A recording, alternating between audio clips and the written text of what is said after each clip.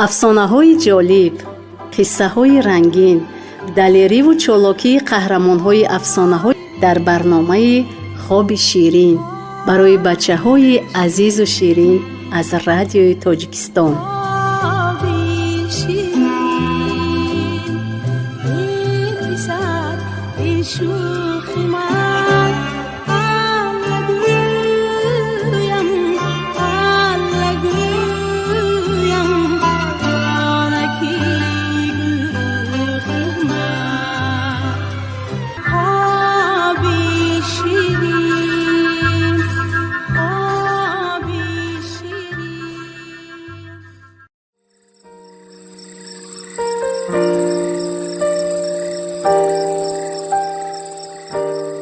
салом асалакони бибӣ.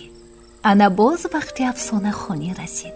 имшаб ман ба шумо аз китоби афсонаҳои халқи тоҷик афсонаи хеле аҷоибу ғароиби хариди бурдиро мехонам. инак афсонаи хариди бурдӣ. буд набуд, як мард буд. одати аҷибе дошт он мард. ҳарчи дошту ҳарчи меёфт мефурӯхт. як саҳаре ӯ хоби ширине дид ва пагоҳӣ ба бозор рафта эълон кард ки хоби ширине дид, мефурӯшад, нархаш 20 танга. одамон ин суханро шунида ӯро беақл ё девона пиндошта аз пайи кори худ мерафтанд. аз байн фақат як ҷавони хушқаду қомати зебо ба хоби ӯ харидор шуда аз кисааш 20 танга бароварда ба ӯ доду кани бародар, хобатро гӯй чӣ? гуфт. марди хобфурӯш гуфт. як маконе дидам, сабзу хуррам, чашмасору обшор. як тараф биноҳои яке аз дигаре зеботар, боғу чорбоғ, ноку анору себу ангур, ана пистаи хамдону олуву зардолу. чӣ қадар дилат мехоҳад, бигиру бихӯр. дар муқобил қасри подшоҳ. духтари соҳибҷамоли абрӯҳояш тобону шаълочашм аз даричаи қаср сар берун карда маро пеши худ хонд. инҷо биё, ман муштоқи дидори ту будам. ӯ аз дасти ман гирифту ба як хонаи зебо дароварда рӯи 7 қапат курпача шинонд. айше доштам бо он духтари дилбар ки лаззаташ ҳанӯз аз димоғам нарафтааст. ҷавони нозанин ба дасти хобфурӯш боз 20 танга доду дар фикри дарёфти он макон шуда роҳ пеш гирифт. рафту рафт. дар сари роҳ чанори азимеро дид. дар паси чанор як кас 2 аспи зину абзораш саросар залҳарро дошта меистод. ҷавон рафту ба як асп савор шуд. он шахс ба аспи дигар савор шуда пеш гузашт. ҷавон ҳарфе нагуфта аз паси ӯ асп ронд. рафтанду рафтанд, ба як кӯҳнабоғе расида аз асп фаромаданд. соҳиби асп ба канори боғ рафту ба як хонаи фарсудаву хароб даромад. ҷавон аз пасаш рафт ва он ҷо духтареро дид, паричеҳра, зебову барно. хонаи хароб ба назараш мисли қасри подшоҳ муҳташаму зебо намуд. тақдири ман ба шумо будааст, гуфт духтар. ҳамин вақт аз 2 кунҷи хона 2 мор, яке сиёҳу яке сафед баромада як тоб хӯрданду боз ба ҷои баромадагиашон даромада рафтанд. духтар гуфт. мо дар ҳамин хона зиндагӣ мекунем. рафта ҳарчӣ ки барои зиндагӣ зарур аст, палосу курпачаву дегу косаву табақ, орду равғану пиёзу гӯшту сабзӣ ёфта биёед. ҷавон ман ин чизҳоро аз куҷо меёбам гуфта фикр карда буд ки духтар ба ӯ гуфт. ҷои мори сафедро бинед? ҷавон он ҷо як каф тилло ёфта хурсанд шуда бардошта ба кисааш андохту پول باشد در جنگل هم شوربا می شود گفته بیرون برآمده به اسب سمن سوار شد. اسب باشد قنات برآورد و پرید و در یک آن به شهری رسیده پیش دروازه بازار برآمد. جوان هرچی که دختر فرموده بود خریده به اسب بار کرد. اسب باز پرید و او را با آن همه چیز و چاره به همان کهنه باغ آورد. دختر طعام پخت. جوان در عمرش این خیلی طعامی با لذت نخورده بود.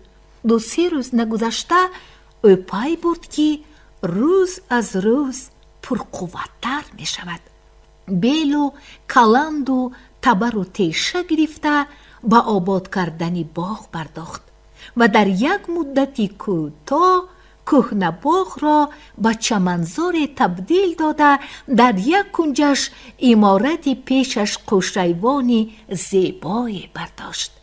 به پادشاه خبر رسید که در فلان جای مملکتش چمنزاری پیدا شده است و آنجا یک جوان و یک دختری در زیبایی به مثل و مانند زندگی می کنند. دختر را آنقدر تعریف کردند که پادشاه غایبانه عاشق شده به وزیرش گفت: عاشق شدم من، عاشق بیقرار. تو چی مصلحت میدهی؟ اینجا مشکلی وجود ندارد، گفت وزیر. جوان را به جای میفرستیم که از آنجا علاج بازگشت نیست. با کجا؟ پرسید پادشاه. به پیش پدری رحمتیتان. وزیر به پادشاه فهموند که با چی تدبیر این کار را میتواند به جا آورد. پادشاه از روی مصلحت وزیر عمل کرده فرمود که جوان را پیشش بیارند. ندیمانش رفته جوان را آوردند. پادشاه به او گفت: شنیدم که تو یک گوشه خراب مملکت مرا آباد کرده ای. 100 آفرین. معلوم می شود که از عهده هر کار نیک برایی. چند وقت است که پدر خدا رحمتیم زود به یادم می رسند و به خوابم می درآیند. ذاتاً در آن دنیا به سرشان تشویش آمده است. می خواهم دانم که آنجا چی تشویش است و من چی کار کنم که از آن تشویش خلاص شوند. می روی و انا همین را فهمیده می آیی. جوان نمی دانست چی جواب گوید. از پادشاه 40 روز مهلت گرفته با دیده غمگین و سری خم پیش همسرش آمد و واقعه را گفته داد. دختر گفت: بی‌پروا باشید، بعد 40 روز خود پادشاه را پیش پدرش میفرستیم. 40 روز گذشت.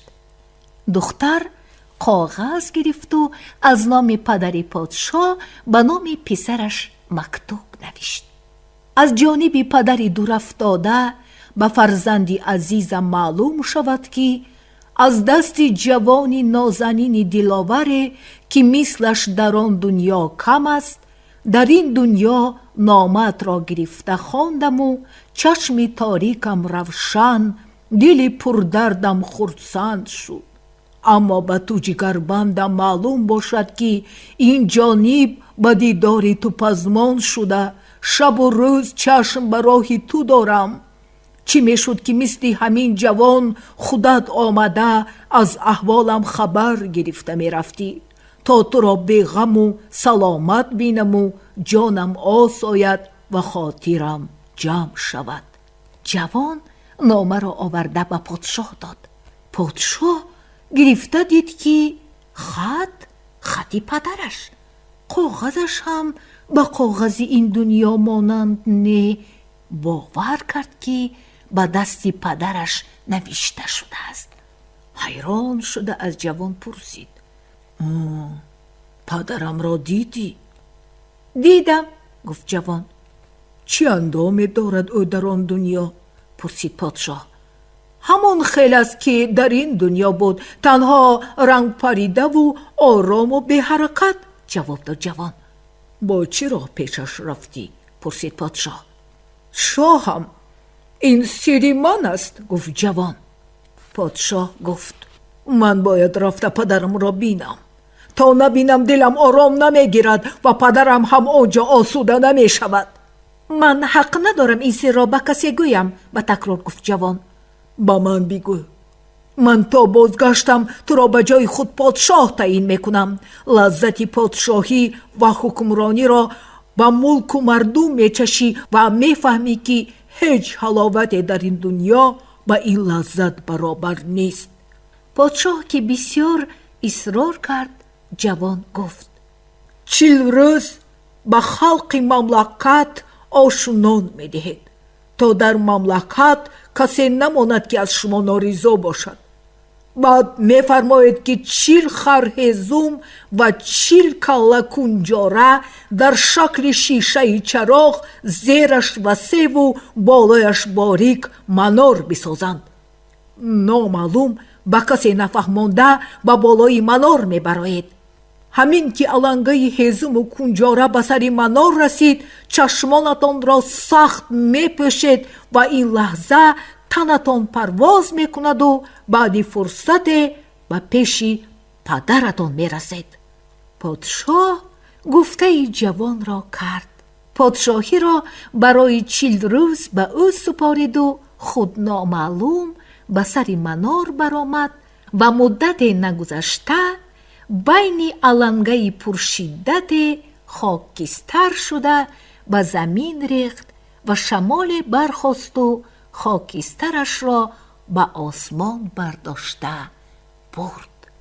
پادشاهی به اختیار جوان ماند. یک روز همون مرد خواب فروش به یادش رسید و به دختر گفت که به شرافت خواب همون آدم به این روز رسید. چه روزی داشته باشد آن مرد که همین خیل خواب را به ارزانی فروخت. زنش مصلحت داد که رفته از حال او آگاه شود. ثواب است این کار، گفت او. خیر، جوان گپی زنش را معقول دانست و لباسی عادی در بر کرده به شهری که از آنجا برآمده رفته بود آمده به بازار در آمده دید که همان مرد در میان بازار ایستاده است و یک خوابی غلطی دیدم، هر کس خرد بهره می‌یابد گویان آواز میبرارد. جوان پیشش رفت و پرسید تو فلان وقتی یک خوابت را فروخته بودی، پس از آن باز چند خواب فروختی؟ مرد گفت آره، اون وقت خوابم را نقص فروخته بودم، اما بعد آن کسی پیدا نشد که خواب بخرد و یک مقدار پول به دست آورده روز گذرانم. از بی پولی عذاب دارم. جوان گفت کسی که همون خوابت را خریده بود پادشاه شد. اگر نمی فروختی خودی تو به تخت پادشاهی می نشستی. مرد این گپ را شنویده گفت خوابی که حالا من فروختنی از آن خواب غلطی تر اگر از 40 تنگه کمتر دهند نمی فروشم. نفروش، گفت جوان. مگر نشنیده ای که خریدی، بریدی، فروختی، سوختی گفتند. مردی خواب فروش این گپ را پسندید و سوی دروازه بازار رفت. و دیر نگذشته چون در خواب دیدگیش صاحب جاه و جلال و مال و دولت شده خرم و خوشبخت زندگی کرده گشت و به مراد و مقصدش رسید. شما هم اصلکانی بیبی به مراد و مقصدتان رسید. عزیزکانی بیبی، این بود افسانه خریدی بردی. با یکایک شما خوابی خوش خواهانم. با شما بودم بیبی افسانه گویتان براحت بانم.